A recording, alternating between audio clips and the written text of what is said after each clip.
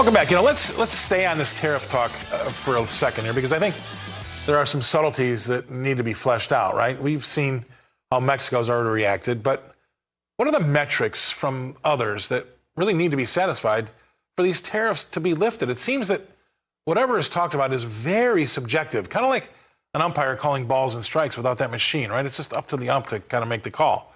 And Trump would be the ump. I guess that's why it rhymes with Trump, huh? Oh, boy, I just thought of that. What else intrigued me is Trump's usage of his political goodwill capital.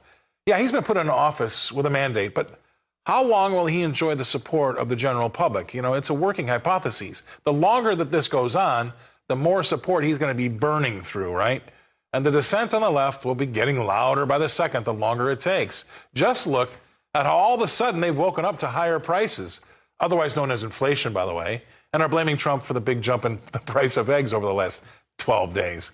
Now, my next guest has a keen eye on all these issues. Please welcome to the show, Rebecca Walser of Walser Wealth Management. Rebecca, thanks for coming on. I find the interesting part for me is his mandate, his political goodwill capital, and how the left will react the longer this kind of goes on. Now, we had Deutsche Bank out earlier today saying they think it's going to take a long time, while Goldman Sachs thought it was going to take a few days. Maybe Goldman Sachs looking closer to being right than Deutsche right now. But if it does take a long time, that's when things get difficult.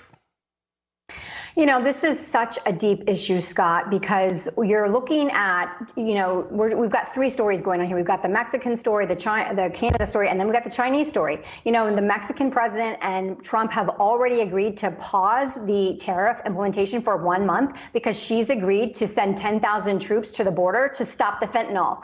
The fentanyl that comes across the southern border is 61 times the fentanyl that comes across the northern border. So there's different issues with Canada than there are with Mexico. He's going to talk to, obviously, Trudeau next. Trudeau has already said they're going to pull the Starlink contracts because of Trump's tariffs. There's going to be a lot of retaliation. But I would just tell everyone, slow down your roll and let's let this policy breathe. Let's at least give this 90 days. If we could have 4 years of Bidenomics and hear the talking points and be segued or assuaged by their talking points of it's transitory, it's this, it's that, BLS numbers that come out one way and then they're another, people that say, oh no, eggs haven't gone up 3,000, all of those things. If we could deal with that, Bidenomics for 4 years, I think Trump 2.0 deserves at least 90 days before we prognosticate about the fact that this is going to be the end of the U.S. economy. And to your point, we have had massive inflation since 2020, since we did all kinds of global stimulus.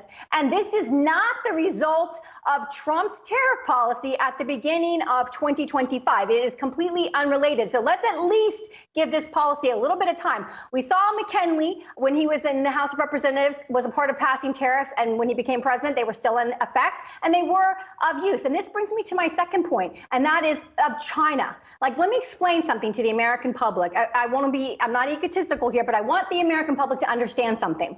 When we became so litigious and we became so bureaucratic, when we had so much red tape to create manufacturing jobs in the United States, what happened? An Asian country opened up and said, hey, we'll have slave shops, we'll have slave labor, we'll make the stuff cheaper, and we'll send it over to you. And Walmart bought it all up and sells it all to us every single day. Our medical supply chains, everything comes through China. If we don't have the strength as a country to say, let's put some kind of expense on that to make it more equivalent to what it would cost if we were to manufacture it here, then we will forever be beholden to outside countries, and we can never, ever get our economics straight independently, autonomously as a country. Now, I'm not saying that globalism is going to revert or anything like that, but I'm just saying, people, think about what has happened. We literally outsourced everything to China and let our manufacturing base go. And now we're complaining that we wanted to make more expensive to actually buy everything from another country.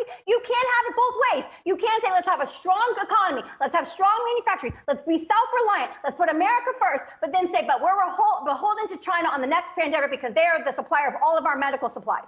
So Americans need to get a grip. They need to understand what's going on here, and we need to give this new administration some time to put together a plan that we can see what they're trying to accomplish. Okay, that's a lot, and here's where I'm with you.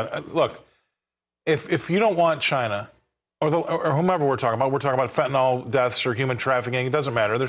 But let's just use China because that's easier with the numbers. they're taking between $500 billion and maybe up to $1 trillion worth of our intellectual property every year. So are you just willing to say, I don't want to upset our Dow Jones or our S&P 500 because, I don't want to see that go down, but I want to let them continue to do what they're doing? Or are we going to stand up and say, you know what, that's wrong. You're ripping off our American companies, and we're going to have to suffer for a short term before we get this thing right? Because all I know is the status quo can't go on. That's what I used to say in 2017, 2018, 2019. Okay, I get it. I don't want the stock market to go down either. But what are you going to do about stopping the problem? It can't go on. 20 seconds to you. Well, that is a really big problem. And I will say, I will just reference the DeepSeek situation that we had last week that came out. And now they're actually, if you looked at NVIDIA's statement, they actually said that they did that with compliant chips, meaning they did that with chips that weren't banned from export to China or Taiwan. And what that tells you is, hey, they've taken our IP, they've stolen it, they've made it cheaper, and that could really spell big problems for our AI. So Americans need to understand the seriousness of this, especially with the new frontier of technologies that are coming. And Scott, we got to do something about it. It's just the bottom line. I agree. The status quo can't go, right? All right. I'm going to make a T-shirt. How about that? Thank you very much, Rebecca. Rebecca Walser, Walser Wealth Management, coming to us all the way.